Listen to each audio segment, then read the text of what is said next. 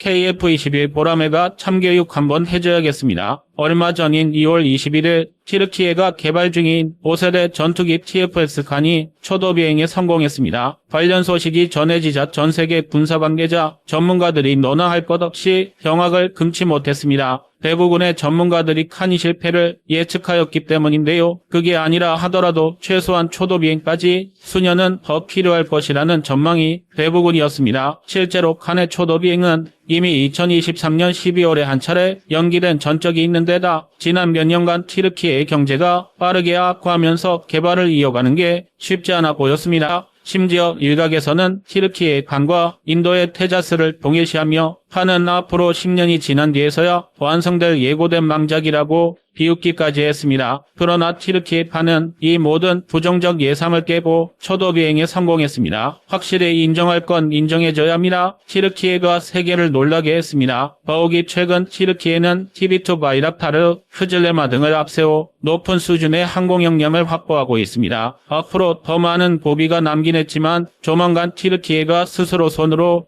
전투기를 만들어내는 것도 더 이상 꿈인 것만은 아닙니다. 그런데 이런 튀르키예의 약진과는 별개로 밀리터리 커뮤니티를 중심으로 어처구니 없는 상황이 펼쳐지고 있습니다. 마치 이때만을 기다리기라도 한 듯 하이에나같이 KF-21 보라매를 물어뜯는 세력이 등장한 건데요. 그들의 주장은 이제 튀르키예에 칸이 등장했으니 대한민국의 KF-21은 쪽박 차는 일만 남았다는 겁니다. 오죽하면 저희 꺼리튜브 영상조차 이런 터무니없는 헛소리로 도배되기도 했는데요. 특히 이런 주장은 유난히 해외 밀리터리 커뮤니티에서 더욱 두드러집니다. 그도 그럴 게 사실 꽤 오래전부터 튀르키예는 대한민국의 열등감을 느끼고 있었습니다. 튀르키예는 지중해와 흑해를 모두 면한 데다 중동과 유럽의 연결고리 역할을 하는 천혜 자연환경을 타고났습니다. 또한 군사력 역시 주변 중소국들을 생각하면 지역의 패자를 자처할 만합니다. 다만 그 수준이라는 게 대한민국에 비하면 세 발의 피라는 게 문제입니다. 일례로 튀르키예군의 장비 수준은 전반적으로 대한민국의 1990년대 수준에서 발전하지 못하고 있습니다. 아직도 레오파르트 1과 M60, M48이 주력 일선에 머물고 있고 F-16CD, 블록 30, 블록 42 수적 질적 주력이니 말 다 했는데요. 튀르키예의 군사력이 이렇게 부식화된 건 자연환경을 타고났음에도 2000년 말 발생한 금융위기에서 여전히 벗어나지 못한 탓이 큽니다. 여기에 잦은 테러와 쿠데타, 인권 탄압 등이 겹치면서 군사력이 제대로 발전할 기회를 얻지 못했습니다. 더군다나 지금 수준으로 국내에서 힘께나 쓸 수 있다 보니 자신들이 우물한 개구리라는 걸 깨닫지 못하고 있습니다. 반면 대한민국은 1997년 발생한 IMF 사태를 온 국민이 단결하여 빠르게 극복했고 이후에도 절치부심하여 눈부신 경제 성장을 이끌었습니다. 그 결과 대한민국의 경제순위가 10위권을 오갈 때 튀르키예의 경제순위는 19위에서 벗어나지 못했는데요. 군사 분야에 투자할 수 있는 예산의 질과 규모가 다르다 보니 실제 군사력에서도 천지 차이가 날 수밖에 없습니다. 애초에 이렇게 멀리 갈 것도 없이 튀르키예 육군의 주력인 T-로프르트나 알타이 전차부터가 대한민국이 없었다면 개발조차 불가능했을 무기인데요. 이것만 봐도 대한민국과 튀르키예의 기술 격차가 얼마나 커다란지 짐작할 수 있습니다. 그러나 이토록 격차가 거대한데도 튀르키예 일각에서는 이를 절대 인정하지 못하는 보류들이 있습니다. 이들은 곧 죽어도 T-로와 알타이 전차가 대한민국 K9, 페이트와 아무 관련 없는 자국산 독자 개발 장비이며 심지어 성능 면에서 더 우수하다고 주장하는데요. 수출에서 T-로와 알타이가 죽을 쓰고 있는 것도 오직 대한민국이 시장을 선점했기 때문이라고 생각합니다. 어이가 없어 헛웃음밖에 안 나오는데요. 이런 상황에 칸이 초도 비행에 성공하며 모두를 놀라게 했으니 튀르키예가 기보만장할 만도 합니다. 일부 급성스러운 튀르키예의 한 찬양문자들의 말을 빌리자면 튀르키예가 드디어 대한민국을 앞질렀으니 칸이 쓸데없이 고평가된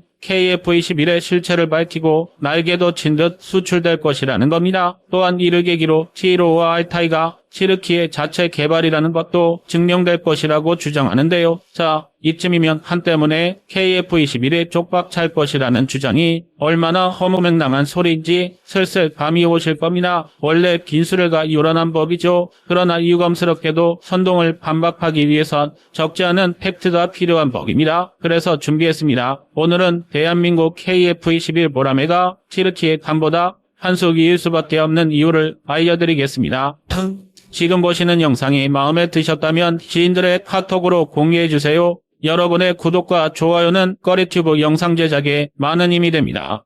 튀르키예가 칸을 개발한 이유는 을에 그러하듯 자주국방을 위해서였습니다. 다만 두 속내까지 살펴보면 약간 사정이 복잡한데요. 본래 TFX 사업은 하이급인 F-35를 보조하는 경량 스텔스 전투기를 개발하는 계획이었습니다. 그래서 초기 설계하는 단발기에 체급도 FA-50 수준이었습니다. 그러나 이후 튀르키예가 F-35 개발 사업에서 퇴출당하면서 TFX 사업 역시 급선회하게 되었습니다. 사실상 기존 계획을 완전히 백지화하고 TFX 간의 규모를 5세대 제공전투기급으로 확대한 것이었습니다. 굳이 비교하자면 F-22 랩터 수준의 전투기를 만들겠다는 건데요. 이러한 전투기가 초도 비행에 성공했으니 튀르키예 내부에서 난리가 난 것도 당연한 일입니다. 하지만 계획이 그럴싸하다고 결과물까지 조골이란 법은 없죠. 튀르키예 간의 가장 큰 문제는 엔진입니다. 튀르키예는 총 5기의 시제기를 제작하면서 2기는 미국의 F-10 엔진을 탑재한 지상 시험용으로 제작하고 나머지 3기는 자체 개발 엔진을 탑재 이후 비행시험까지 진행한 뒤 양산 물량의 국산 엔진을 탑재하겠다는 계획을 세웠습니다. 그런데 튀르키예는 아직도 국산 전투기 엔진의 개발 플랜조차 중구난방으로 확정하지 못하고 있습니다. 아마 여기서 눈치 빠른 분들은 한 가지 이상한 점을 눈치채셨을 겁니다. 그렇다면 초도 비행에 성공한 한 시제기는 우선 엔진을 탑재한 걸까요? 정답은 F-16에 사용되던 F-10 엔진입니다. 전문가들은 튀르키예가 무리하게 지상 시험용으로 제작한 시제기로 초도 비행에 성공했다고 추측하고 있는데요. 그래도 일단 비행에는 성공했으니 대단하고 손뼉 쳐줄 만한 일이긴 합니다. 하지만 칸은 공호 동력기 날리기 대회 출품작이 아니라 엄연한 전투기입니다. 애초에 튀르키예가 칸을 개발하게 된 배경을 다시 떠올려봐야 합니다. 튀르키예는 러시아의 S-400을 무리하게 도입하면서 미국의 눈밖에 났고 결국 F-35 개발 사업에도 퇴출당했습니다. 뿐만 아니라 미국으로부터 각종 제재를 부여받았는데요. 이는 곧 F-10 엔진을 추가로 구입하지 못한다는 의미입니다. 비록 튀르키예 현지 매체는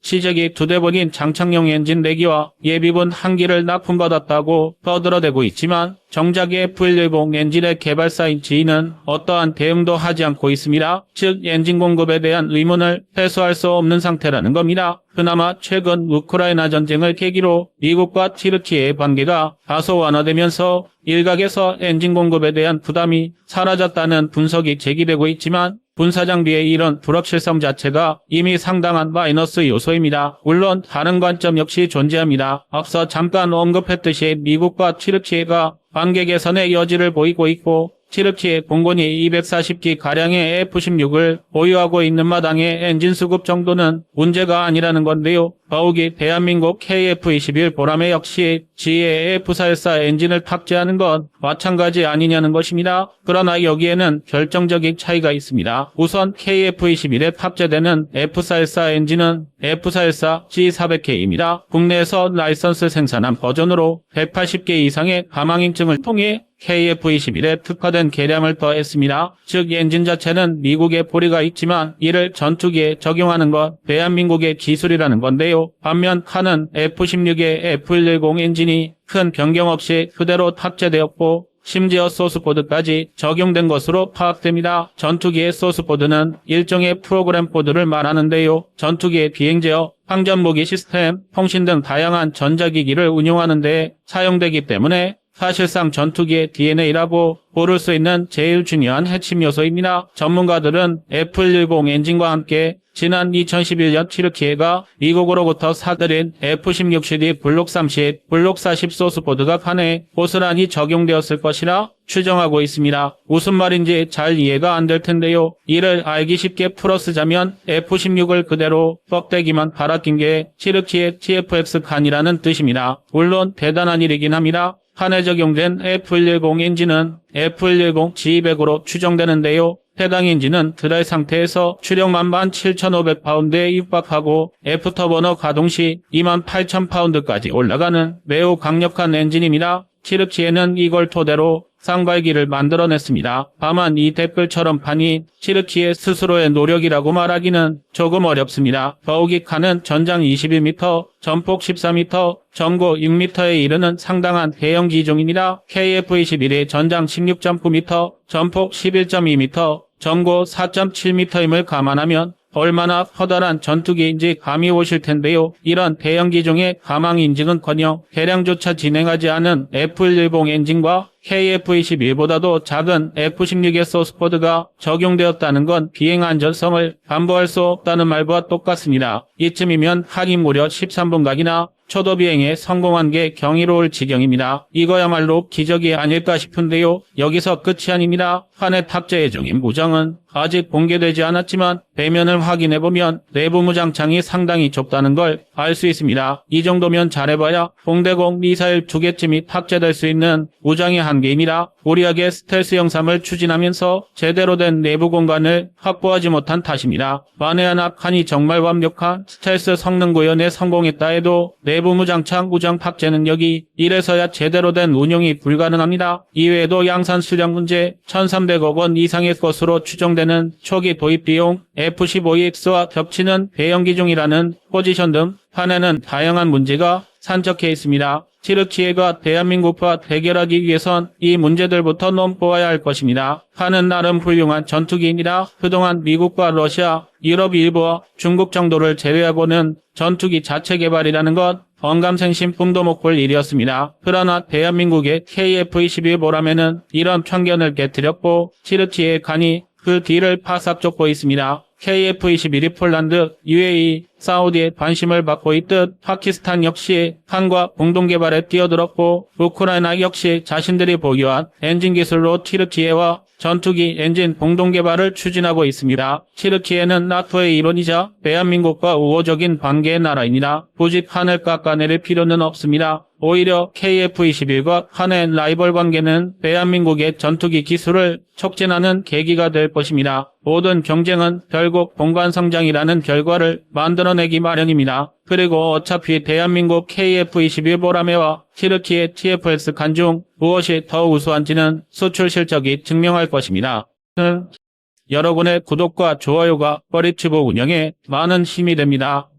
대한민국 군사기술력에 대한 국제무대 시각은 KF-21 보람의 이전과 이후로 나뉜다 해도 절대 과언이 아닙니다. 2013년 탐색 연구가 끝나고 KF-21 개발을 위해 록히드 마틴과 컨소시엄을 체결했을 때 미국의 개발진들은 대한민국의 도전을 비웃기 바빴습니다. 그도 그럴 게 당시 대한민국은 KF-16 전투기 140대를 라이선스 생산하고 2000년 기본훈련용 프로프였던 KT-1 응비 개발, 2005년 T-50 개발에 성공한 게 전투기 개발 경험의 전부였습니다. 그런데 라이선스 생산이나 훈련기 개발은 초음속 전투기와는 하나부터 열까지 모든 게 달랐습니다. 때마침 2013년 T-50을 공격기 형태로 개량한 FA-50의 실전 배치를 시작했지만 그럼에도 여전히 대한민국의 전투기 기술력은 기껏해야 이제 막 걸음마를 뗀 수준이었습니다. 미국 개발진들 입장에서는 한욱강아지 법무선 줄 모른다는 말처럼 전투기 개발에 대한 지식이 전혀 없기에 부릴 수 있는 만용처럼 여겨졌을 텐데요. 그러나 이들이 단단히 착각한 게 하나 있습니다. 대한민국 자주국방의 역사는 언제나 무리한 도전부터가 그 시작이었습니다. 전차 자주포처럼 대한민국이 세계 1위를 석권한 무기체계부터 함정, 잠수함, 어뢰까지 거의 모든 분야에서 우리는 독자 개발은 시기상조라는 선입견에 부딪혀야 했습니다. 그리고 싸워 이긴 결과는 모두 아시다시피 방산시장 점유율 세계 9위의 순위로 증명되고 있습니다. 모두가 포기할 줄 알았던 KF-21 보라매 개발도 기어코 성공했고 심지어 현대 4.5세대 전투기를 구성하는 핵심 장비의 대부분을 국사하는 데까지 성공했습니다. 특히 에이사 레이더, 적외선 탐색 추적 장비 IRST, 전자광학 표적 획득 및 추적 장비 EOTGP, 전자파 방해 장비 RF-는 미국이 계약과 달리 기술 이전 불가를 통보하면서 KF-21 개발 사업이 중도 취소될 뻔한 아찔한 상황이 펼쳐지기도 했는데요. 그러나 IRST와 에이사 레이더는 이스라엘까지 나라가 시험과 시험장을 비벼 기술 실증을 감행하면서까지 결국 독자 개발에 성공했고, 이때 습득한 기술을 활용해 훨씬 소형화된 FA50 전용 A사 레이더 ESR500A를 개발하기도 했습니다. ESR500A는 차후 FA50 블록 20에 탑재될 예정인데요. 만약 국산 KF21이 국산 A사 레이더를 개발하지 못했다면 국내에 적용될 FA50 블록 20에도 FA50TL처럼 레이시온의 A사 레이더 팬텀 스트라이크를 수입해서 탑재해야 했을 것입니다. FA50 블록 20이 명백한 국산 전투기임에도 전투기의 눈이자 두뇌나 다름없는 A사 레이더를 전량 해외에 의존할 뻔했던 것입니다. 또 RF 제모 등을 포함한 통합전자전체계 EW 스위트를 국내에서 개발한 것도 굉장히 중요했는데요. 전자전에 있어 가장 핵심적인 단계는 평상시에 전파를 수집 분석하고 이를 아군인지 적군인지 어느 장비가 방출하는 전파인지를 분리하는 전자지원 단계입니다. 레이더는 종류와 장비에 따라 전파를 방해하는 방법이 전부 다르기 때문에 이 데이터베이스를 얼마나 착실히 쌓아놓느냐가 결국 한 나라의 전자전 실력을 증명합니다. 다시 말해 장비가 아무리 좋아도 데이터베이스가 빈약하면 본 성능의 절반도 사용할 수 없다는 뜻입니다. 당연히 이렇게 수집된 정보의 값어치는 군사기밀 중에서도 최중요 기밀로 취급받는데요. 대한민국도 2001년부터 금강, 백두정찰기를 실전 배치해 다량의 전파 정보를 수집하고 있습니다. 심지어 이 두 정찰기는 민항기인 RC-800을 개조해 사용하고 있다는 것만 알려졌을 뿐 공개된 정보 자체가 희귀할 정도로 극비리에 운영되고 있는데요. 그런데 만약 우리가 EW 스위트를 독자 개발하지 못하고 기술 이전조차 받지 못해 외산 장비를 그대로 사용해야 했다면 통합 작업에서 우리가 수집한 전자 데이터베이스도 그대로 노출되었을 것입니다. 뜬 눈으로 무려 20년간 수집해온 최고급 군사 정보들을 타국에 공짜로 넘겨주는 셈인데요. EOTGP 또한 국내에 통합 시험장까지 신설하여 핵심 기술을 확보했고, 이 덕에 KF21은 특정 지역을 광범위하게 초토화시켜버리는 융단 폭격이 아닌 원하는 목표물만 선별해 괴멸적 타격을 가하는 쪽집게식 초정밀 폭격이 가능해졌습니다. 여기서 끝이 아닙니다. KF21의 스텔스 기술이 적용되면서 램 국산화에도 성공했는데요. 램은 레이더 전파를 흡수해서 외부로 빠져나가지 못하게 만들어 반사율을 최소화하는 특수 소재로 일반적으로 도료처럼 사용하기 때문에 스텔스 페인트 등으로 잘 알려져 있습니다. 그러나 램은 어디까지나 소모품이기 때문에 일정 비행 횟수가 지나면 반드시 다시 도포를 해줘야만 합니다. 당연히 이 과정에서 천문학적인 비용이 발생하는데요. 설령 비용은 감소한다더라도 계속해서 램을 수급하는 건 전혀 다른 문제입니다. 만에 하나 모종의 이유로 램의 수입이 중단된다면 KF21은 영원히 반쪽짜리 스텔스기로 남을 수밖에 없습니다. 하지만 대한민국은 달랐습니다. 이미 램 국산화에 성공했고 KF21에 적용한 상황입니다. 이제 설계상 약간의 개량만 더해진다면 KF21 스텔스화는 이미 예고된 수순이나 마찬가지인데요. 이처럼 대한민국은 많은 이들의 편견을 깨뜨리고 KF21의 핵심 기술들을 대부분 국산화하는 데 성공했습니다. KF21은 대한민국 무기체계에 대한 세계인식을 바꿔 놓았을 뿐만 아니라 실질적으로 우리의 군사기술력을 한차원 높은 곳으로 끌어올렸는데요. 그런데 이런 대한민국도 아직 유일하게 성공하지 못한 분야가 있습니다. 바로 전투기 엔진입니다. 현대공중전에서 제공권을 확보하기 위해 초음속 전투기가 필요로 하는 엔진의 최소 출력은 15,000파운드급 이상입니다. 문제는 현재 전 세계에서 15,000파운드급 터보팬 엔진을 제작할 수 있는 게 미국의 제네럴 일렉트릭, 플랫 앤 휘트니, 그리고 영국의 롤스로이스 이 세 개 기업뿐이라는 것입니다. 물론 튀르키예, 중국, 러시아 등은 자체 기술로 15,000파운드급 이상의 엔진을 개발했다고 주장하지만 전문가들의 실제적 성능은 신뢰도가 상당히 떨어집니다. 우선 튀르키예는 롤스로이스와 공동으로 TFX 전투기 엔진을 개발하고 있지만 협상이 지연되면서 개발 완료 기간이 다가오고 있음에도 여전히 엔진을 탑재하지 못하고 롤스로이스에 끌려다니고 있는 실정입니다. 또 중국은 말할 것도 없는데요. 중국은 젠20에 자체 개발한 WS 시리즈 엔진을 탑재하려고 했지만 연이은 출력 부족 문제를 겪으면서 러시아의 전투기 엔진을 뒤로 빼돌려 탑재해왔습니다. 더군다나 그렇게 각해한 중국제 엔진도 헐빛하면 결함을 일으키면서 수출한 아음속 훈련기가 연달아 추락하는 황당한 사건이 벌어졌습니다. 그나마 그 중에는 러시아가 상당히 우수한 엔진을 개발해왔지만 냉전이 끝나고 소련이 몰락하면서 경제 위기를 겪었고 이로 인해 미국에 비해 기술력이 상당히 뒤처진 상태입니다. 또 우크라이나 전쟁으로 서방의 강력한 제재가 가해지면서 생산력이 전멸해버렸는데요. 전투기 엔진은 매우 복잡하고 고도의 기술과 노하우를 요구하는 분야입니다. 엔진의 효율성, 성능, 안전성 등 다양한 요소들을 고려해야 하는데요. 여기에 더해 앞서 말씀드린 세계 기업들이 전투기 엔진 기술을 독점하면서 기반 기술을 확보하기도 어렵습니다. 한마디로 전투기 엔진을 독자 개발한다는 건 우주공산에서 혼자 가르치고 혼자 배워야 하는 어이없는 상황이나 마찬가지인 것입니다. 하지만 이런 상황에도 대한민국은 상당히 의미 있는 성과를 올리고 있습니다. 관련 관계자들은 현재 대한민국이 2020년부터 개발을 시작한 5,500파운드급 엔진이 완성 단계에 접어들었다고 주장하고 있습니다.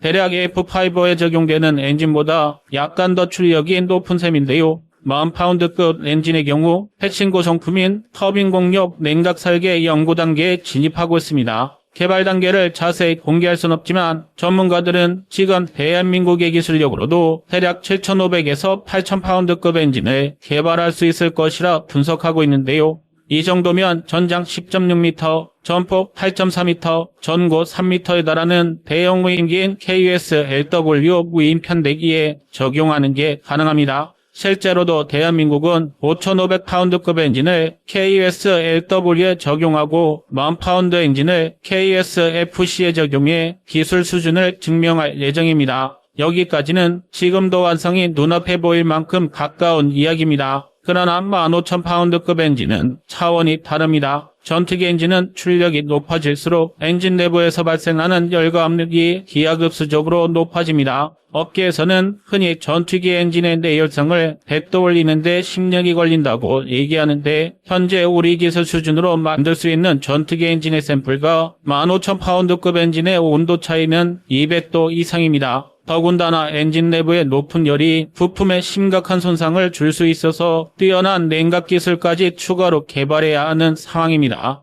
여기에 또 초음속 기동을 달성하려면 애프터버너 기능을 추가해야 하는데요. 일반적인 제트 엔진은 공기를 흡입하여 연소시킨 후 항공기를 추진하는 역할을 합니다. 그러나 애프터버너를 장착하면 엔진의 배기가스의 연료를 추가로 분사해서 한 번 더 연소시킬 수 있습니다. 이 덕에 엔진 온도와 압력이 늘어나 평소보다 훨씬 강력한 출력을 낼 수 있습니다. 문제는 이 과정에서 최대 출력이 1.5에서 2배 수준으로 증가하는 대신 엔진 내부에서는 고온과 고압 상태에서 연소가 발생하기 때문에 엔진 부품에 엄청난 부하를 준다는 건데요. 실제로 KF-21에 탑재된 F414G400의 경우 애프터버너를 가동하면 최대 21,000파운드까지 출력을 높일 수 있습니다. 이를 극복하려면 유감스럽지만 막대한 시간을 투자해 단계적으로 성장하는 방법밖에 없습니다. 그때까지는 어쩔 수 없이 제너럴 일렉트릭의 엔진을 계속해서 사용해야 하는데요.